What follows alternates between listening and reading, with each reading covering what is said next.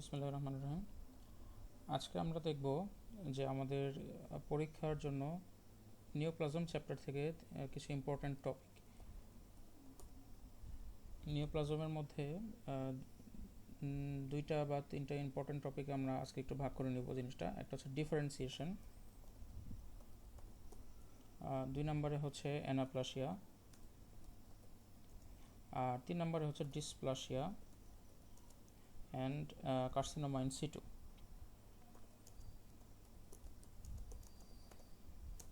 এই তিনটা টপিক নিয়ে পরীক্ষায় ভাইভাতে, এমসিকিউতে এবং রিটেনেও খুব ইনভ্যারিয়েবলি প্রশ্ন জিজ্ঞাসা করা হয়। তো এই জিনিসগুলো আমরা কিভাবে মনে রাখবো, এমসিকিউতে যাতে কোশ্চেনের প্যাটার্ন দেখে আমরা বুঝতে পারি যে কোথায় থেকে এই জিনিসগুলো আসছে, এই জিনিসটা নিয়ে আমরা আজকে একটু আলোচনা করব।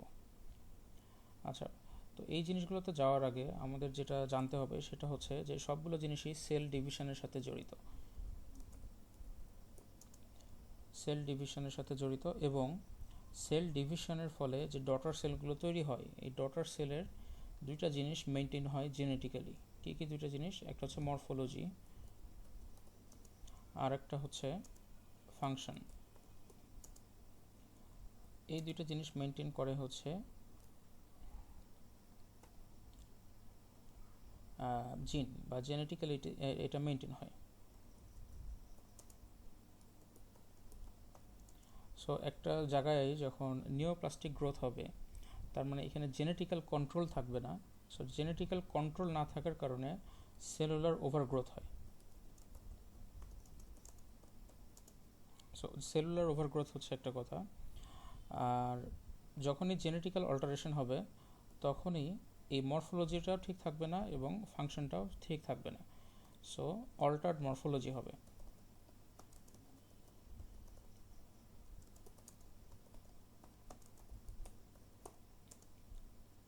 সো এই জিনিসগুলো আমরা একটু মনে রাখার চেষ্টা করব যে নর্মাল সেল ডিভিশনের মরফোলজি এবং ফাংশন এটা জেনেটিক্যালি মেনটেন থাকে, কিন্তু যখনই জেনেটিক্যালি অল্টারেশন হবে যে কোনো একটা ইটিওলজি দিয়ে, এটা রেডিয়েশন হতে পারে, এটা কেমিক্যাল কার্সিনোজেনিক ইফেক্ট হতে পারে, হ্যাঁ, বা এটা ক্রোমোজোমাল অ্যাবনর্মালিটি হতে পারে, যা কিছুই হোক, জিনিসটা ফার্স্টে হিট করবে ক্রোমোজোমের জেনেটিক্যাল ম্যাটেরিয়ালে। ওইটা হিট করার ফলে কি হবে, যে মরফোলজি আর ফাংশনটা এটা নর্মাল থাকবে না। মরফোলজির মধ্যে কি ছিল? Cellular size, shape, cell shape, তারপরে ছিল আমাদের cytoplasm nuclear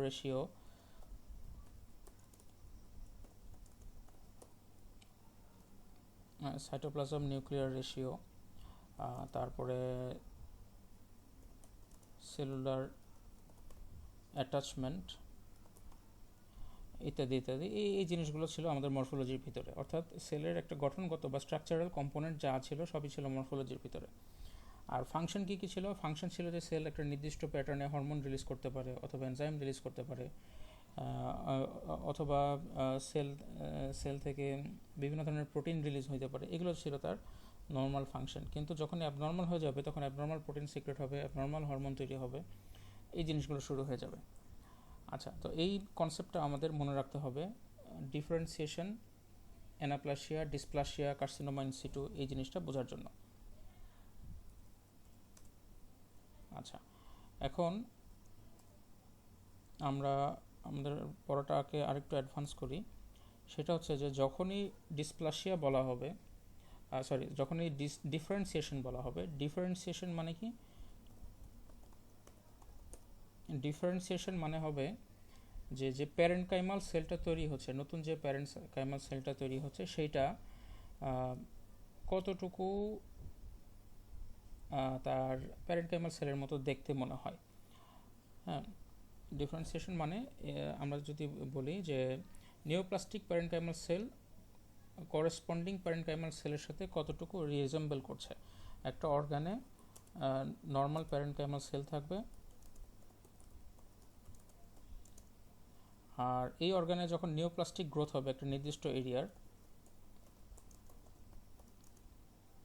neoplastic growth of that organ, এখানে তখন বিভিন্ন নিওপ্লাস্টিক সেল তৈরি হবে। এই যে নর্মাল প্যারেনকাইমাল সেলের যে মরফোলজি আর ফাংশন আর নিওপ্লাস্টিক গ্রোথ একটা অর্গানের যখন শুরু হবে, এই নিওপ্লাস্টিক সেলের মরফোলজি আর ফাংশন, বিশেষ করে মরফোলজিটার দিকে জোর দেওয়া হয়। এই দুইটার মরফোলজি কতটুকু একে অপরের সাথে মিলে যাচ্ছে এটাকেই বলা হয় ডিফারেন্সিয়েশন। সো এটাকে যদি আমরা লিখি যে ইকুয়াল নিওপ্লাস্টিক সেল, আচ্ছা এটা দিয়ে আমরা এভাবে একটু মনে রাখতে পারি ইকুয়েশনের মতো, যে কতটুকু এটা জিনিসটাকে ম্যাচ করছে আর কি। নর্মাল প্যারেনকাইমাল সেলের ফাংশনটা নিওপ্লাস্টিক সেল যেটা তৈরি হইলো এটার সাথে কতটুকু ম্যাচ করছে। যদি এখানে সাপোজ দুইটা সমান দিয়ে আমরা বুঝাচ্ছি যে 100% ম্যাচ করছে, তাহলে বলবো ওয়েল ডিফারেন্সিয়েটেড। যদি এরকম একটা আমরা বলি যে অল্প ম্যাচ করছে, তাহলে বলবো যে আমরা মডারেটলি ডিফারেন্সিয়েটেড। আর যদি কিছুই না ম্যাচ করে তাহলে বলবো পোর ডিফারেন্সিয়েটেড। একেবারেই যদি কিছু না ম্যাচ করে তাহলে সেই ক্ষেত্রে আর একটা টার্ম চলে আসে অ্যানাপ্লাসিয়া। সো ডিফারেন্সিয়েশন দিয়ে আমরা এই জিনিসটা গ্রেড করার চেষ্টা করি যে নিওপ্লাস্টিক সেলটা অর্গানের যে প্যারেনকাইমাল সেল এটার মতো দেখতে কি না। আচ্ছা, এখন কিছু কিছু ম্যালিগন্যান্ট টিউমার আছে যেগুলো ওয়েল ডিফারেন্সিয়েটেড, অর্থাৎ এটা অবশ্যই ম্যালিগন্যান্ট টিউমার, কিন্তু এটা দেখতে নর্মাল প্যারেনকাইমাল সেলের মতোই লাগে, তাও এরা ম্যালিগন্যান্ট। মাইক্রোস্কোপের নিচে দেখলে এদেরকে ওই অর্গানের নর্মাল প্যারেনকাইমাল সেলের মতোই লাগবে। তো এদেরকে বলা হয় well differentiated malignant tumour.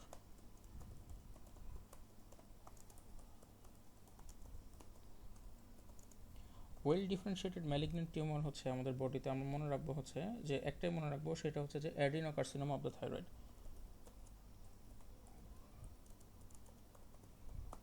Adenocarcinoma of the thyroid, এই জিনিসটা মনে রাখতে হবে। তাহলে অ্যাডিনোকার্সিনোমা অফ দ্য থাইরয়েডের এখান থেকে যদি বায়োপসি নিয়ে আমরা মাইক্রোস্কোপের নিচে দেখি, তাহলে আমরা দেখব যে ওখানে ক্যান্সার সেল যেটা থাকবে এবং নর্মাল থাইরয়েড টিস্যুর যে সেলটা থাকবে, এরা একে অপরের সাথে মোটামুটি ম্যাচ করে ফেলে। এই জন্য এদেরকে বলা হয় ওয়েল ডিফারেন্সিয়েটেড। ডিফারেন্সিয়েশন থেকে আরেকটা টার্ম চলে আসে, সেটা হচ্ছে যে অ্যানাপ্লাসিয়া। অ্যানাপ্লাসিয়া মানে কি, যে ডিফারেন্সিয়েট করবে না। নর্মাল আমাদের যে নিউপ্লাস্টিক সেলটা থাকবে ওই অর্গানের প্যারেনকাইমাল সেলের সাথে কোনোভাবে মিলানো যাবে না, তখন এটাকে আমরা বলবো অ্যানাপ্লাসিয়া। এই জন্য বলা হয় ল্যাক অফ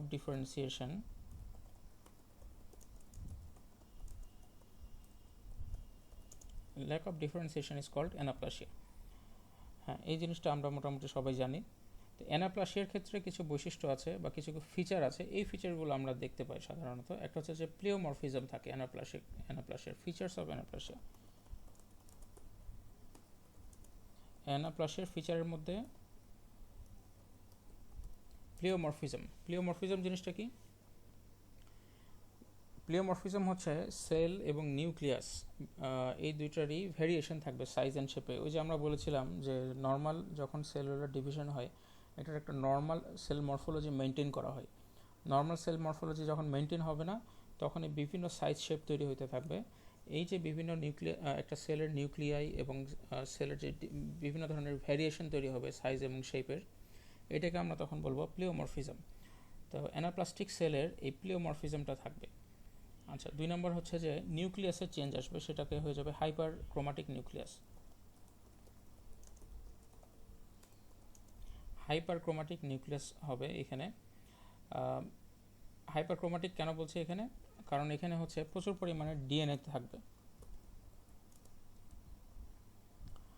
ডিএনএর কন্টেন্টটা অনেক বেশি থাকবে, যার কারণে এটা প্রচুর পরিমাণে স্টেইন নিবে। আমরা বলেছিলাম যে প্যাথোলজিতে যখন আমরা স্টেইন পড়েছি, দুইটা স্টেইন বেসিক্যালি আমরা পড়েছিলাম, একটা ব্লু স্টেইন আর একটা হচ্ছে রেড স্টেইন বা এরকম আমরা মনে রাখার জন্য পড়েছিলাম। সো হাইপারক্রোমাটিক নিউক্লিয়াস থাকা মানেই ওখানে প্রচুর ডিএনএ তৈরি হচ্ছে, ডিএনএটা অনেক বেশি পরিমাণে তৈরি হয়ে যাচ্ছে, এই জন্য ওখানে ডার্ক একটা স্টেইন নিচ্ছে বা বেশি ব্লু হয়ে যাচ্ছে জিনিসটা।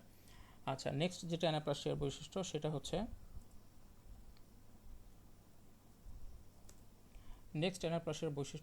Nuclear cytoplasm ratio. এটা হয়ে যাবে হচ্ছে 1:1। নিউক্লিয়ার সাইটোপ্লাজম রেশিও এটা 1:1 হয়ে যাবে। আর নর্মাল নিউক্লিয়ার সাইটোপ্লাজম রেশিও কত থাকে 1:4 অথবা 1:6, সেক্ষেত্রে এটা 1:1 হয়ে যাবে। আচ্ছা, নেক্সট যেটা দরকার সেটা হচ্ছে যে নিউক্লিয়ার মাইটোসিস, যেটা মাইটোসিসে কী হবে, এখানে large number of atypical bizarre mitotic figure producing tripolar, তারপরে কোয়াড্রিপোলার, মাল্টিপোলার স্পিন্ডেল তৈরি হবে। আচ্ছা, তাহলে মাইটোসিস হইলে মাইটোসিস হওয়ার ক্ষেত্রে আমরা নর্মাল সেল ডিভিশনে কী হতো, একটা স্পিন্ডেল ফর্মেশন হতো। স্পিন্ডেল ফর্মেশন হয়ে দুই পাশে ক্রোমাটিডগুলো মানে পোলারাইজেশন হয়ে ওখান থেকে দুইটা সেল তৈরি হতো, বাট এখানে মাইটোসিসটা অ্যাবনর্মাল হবে। অ্যাবনর্মাল হওয়ার কারণে এটা আমরা বুঝবো কীভাবে, স্পিন্ডেল অ্যাবনর্মালিটি হবে। তারপরে হচ্ছে পোলারিটি লস, তারপরে অ্যানাপ্লাসিয়ার ওই এরিয়াগুলোতে নেক্রোসিস এবং হেমোরেজ থাকবে। আরেকটা জিনিস আমাদের একটু মনে রাখতে হবে, এটা খুব টেকনিক্যাল জিনিস, সেটা হচ্ছে যে formation of the tumour giant sell.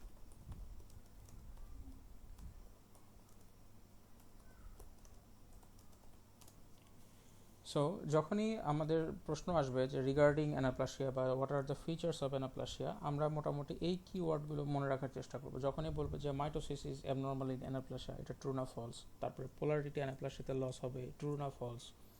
Necrosis এবং হেমোরয়েজ থাকবে অ্যানাপ্লাস্টিক এরিয়াতে, এটা ট্রু না ফলস। এই ধরনের প্রশ্ন এমসিকিউতে সেট হয়ে যায়। তো এই জিনিসগুলো আমরা যখন মনে রাখবো যে অ্যানাপ্লাসিয়া গ্রুপের মধ্যে এই পয়েন্টগুলো থাকে, তাহলে আমাদের এমসিকিউগুলো অ্যান্সার করতে ইজি হবে। আচ্ছা, তো এই ছিল মোটামুটি অ্যানাপ্লাসিয়া এবং ডিফারেন্সিয়েশন সম্পর্কে আমাদের যতটুকু পরীক্ষায় দরকার অতটুকু। নেক্সট আমরা দেখব যে ডিসপ্লাসিয়া জিনিসটা কি, ডিসপ্লাসিয়া এবং carcinoma in situ.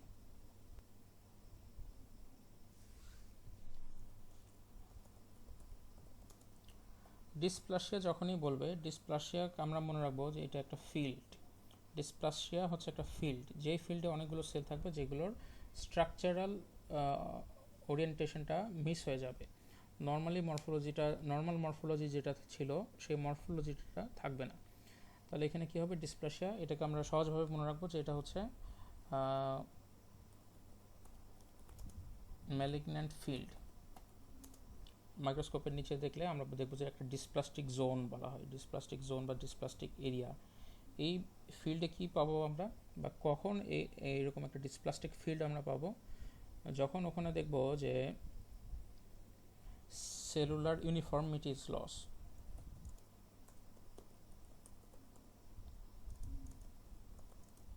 and architectural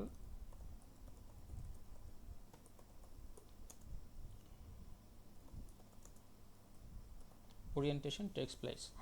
তাহলে ডিসপ্লাসিয়া যখনই বলবে তখনই বুঝতে হবে যে এটা একটা ম্যালিগন্যান্ট একটা স্লাইড হোক বা একটা অর্গান হোক বা একটা স্পেসিফিক একটা অর্গান, যেটাই হোক, একটা বড় একটা এরিয়ার মধ্যে এমন একটা ফিল্ড যেখানে সেলুলার ইউনিফর্মিটিটা নাই, সেলুলার যে মরফোলজির যে একটা প্যাটার্ন ছিল এইভাবে সেলগুলো থাকবে, এইভাবে লেয়ার বাই লেয়ার থাকবে, সেটা থাকবে না। এবং আর্কিটেকচারাল ওরিয়েন্টেশন, অর্থাৎ ইচ্ছা মতো থাকবে আর কি, আর্কিটেকচার যেভাবে থাকার কথা ছিল ওইভাবে থাকবে না। সাপোজ আমরা যদি বলি যে একটা মানুষ 10 জন মানুষকে একবারে দাঁড় করিয়ে দিলাম, তারা পায়ের উপর ভর দিয়ে দাঁড়িয়ে আছে, এখন একজন যদি আবার হাতের উপর ভর দিয়ে দাঁড় করিয়ে রাখে, তাহলে এটা হবে যে আর্কিটেকচারাল ওরিয়েন্টেশন হয়েছে, সবাই দাঁড়িয়ে আছে বাট সেখানে একটা আর্কিটেকচারাল ওরিয়েন্টেশন হয়েছে। সো যেহেতু আমরা এটা একটা বলছি malignant field, cellular uniformity is lost, architectural orientation takes place, এই জিনিসগুলোর সাথে কিন্তু অ্যানাপ্লাসিয়ার কথাটার আবার একটু মিল আছে। আমাদেরকে যখনই বলবে যে অ্যানাপ্লাসিয়া জিনিসটা কি, আমাদেরকে মনে করতে হবে যে এটা সেলের সম্পর্কে কথা বলা হচ্ছে। আর যখনই বলবে ডিসপ্লাসিয়া তখনই বুঝতে হবে যে ওই অ্যানাপ্লাস্টিক সেলটা একটা এরিয়াতে আছে, ওই এরিয়াটার সম্পর্কে কথা জানতে চাওয়া হচ্ছে। সো সহজভাবে যদি আমরা বলি যে ডিসপ্লাসিয়া অ্যানাপ্লাসিয়া যখন বলবে তখন এটা হচ্ছে সেল সম্পর্কে, ইন্ডিভিজুয়াল সেল সম্পর্কে জানতে চাওয়া হচ্ছে, বা ইন্ডিভিজুয়াল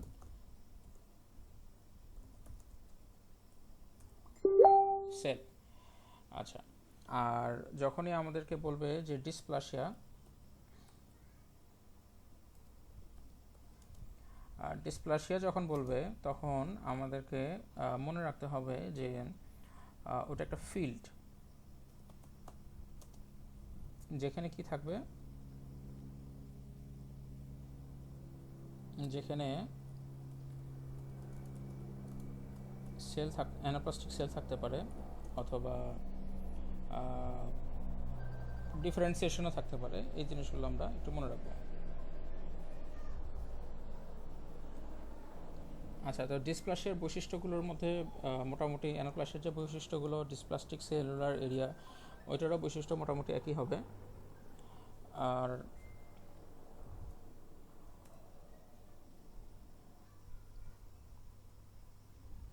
আচ্ছা, তো ডিসপ্লাসিয়ার কিছু ইম্পর্টেন্ট ফিচার আছে, যে ক্যান্সার থেকে ডিসপ্লাসিয়ার ইন্ডিভিজুয়াল ফিচারটা কি হবে। ডিসপ্লাসিয়ার যেটা ফিচার হবে, ডিসপ্লাসিয়াটা হচ্ছে যে এখানে ল্যাক অফ ইনভেসিভনেস, ডিসপ্লাসিয়াতে ল্যাক অফ ইনভেসিভনেস, অর্থাৎ ডিসপ্লাসিয়ার যে ফিল্ডটা থাকবে, এই ফিল্ডে আমি এমন কোনো সেল পাবো না যে সেলগুলো বেসমেন্ট মেমব্রেনকে ক্রস করছে। হ্যাঁ, এটা আমাদের মনে রাখতে হবে যে ডিসপ্লাসিয়া হইলে ওই ফিল্ডের কোনো সেল আশেপাশের যে বেসমেন্ট মেমব্রেন আছে সেটাকে এখনও ক্রস করে নাই। তারপরে হচ্ছে রিভার্সিবিলিটি। রিভার্সিবিলিটি মানেটা কি, ডিসপ্লাসিয়ার যে সেলগুলো আছে, আমরা যদি ইটিওলজিটাকে এখনও রিমুভ করে নিই, সাপোজ রেডিয়েশন ছিল বা অন্য কোনো প্রবলেমে যে ইটিওলজির কারণে ওখানে ডিসপ্লাস্টিক গ্রোথটা হচ্ছে, ওইটার ইটিওলজিটাকে যদি আমি রিমুভ করে নিই তাহলে সেলগুলো আবার আগের মতো নর্মাল হয়ে যাইতে পারে। রিভার্সিবিলিটি। আরেকটা হচ্ছে যে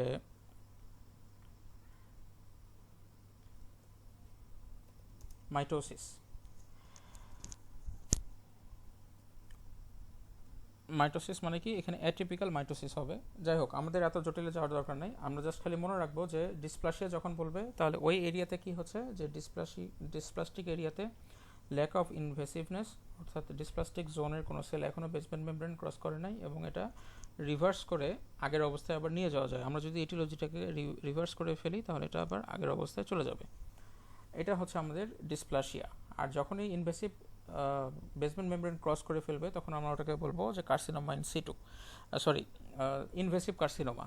এই জিনিসটা আমরা একটু মনে রাখবো। আচ্ছা, এখন যেটা আরেকটা জিনিস দরকার, যে ডিসপ্লাসিয়ার সাইট কোথায় কোথায়, ডিসপ্লাসিয়ার সাইট কোথায় কোথায় হচ্ছে, এটা আমাদের এক্সাম্পলে লাগবে বা রিটেনে ওই প্রশ্নটা আসে যে সার্ভিক্স অফ দ্য ইউটেরাস, তারপরে ক্রনিক সিগারেট স্মোকারদের রেসপিরেটরি ট্র্যাক্ট,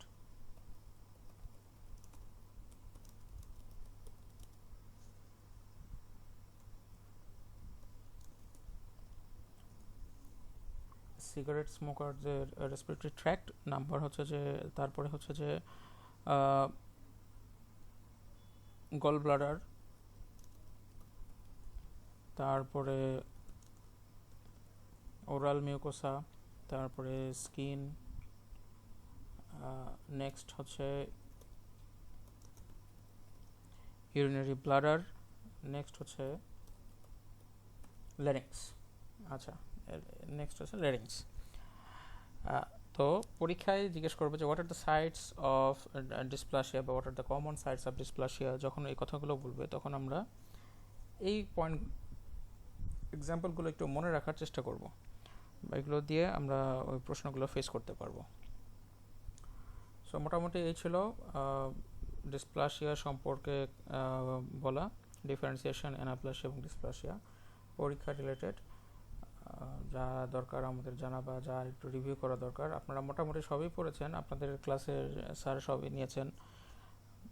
তো আপনারা আগে স্যার যে কথাগুলো বলেছিলেন, আপনাদের যে নোটগুলো আছে ওগুলো আগে একটু দেখবেন, তারপরে আপনারা এই জিনিসটা বোঝার চেষ্টা করবেন, তাহলে আপনাদের জন্য পড়াটা অনেক ইজি হবে। আমি অনেক কিছু স্কিপ করে গিয়েছি যাতে সময় কম লাগে, তাও মোটামুটি প্রায় 20 মিনিটের মতো হয়ে যাচ্ছে। তো তা বেস্ট পড়ার যেটা সিস্টেম সেটা হচ্ছে যে আপনি আগে আপনার নোটসগুলো দেখবেন, বইতে দেখবেন, তারপরে কথাগুলো শুনবেন, তাহলে আপনার কোরিলেট করতে সুবিধা হবে। না হলে আপনি যখন এটা দেখবেন যে অনেক কনসাইজ করা জিনিস, এগুলো তখন মনে রাখতে পারবেন না। তো ভালো থাকবেন সবাই, আশা করি সবাই ভালো মতো পড়াশোনা করছেন। পরবর্তী রিভিউ ক্লাসে ইনশাল্লাহ দেখা হবে। আল্লাহ হাফেজ।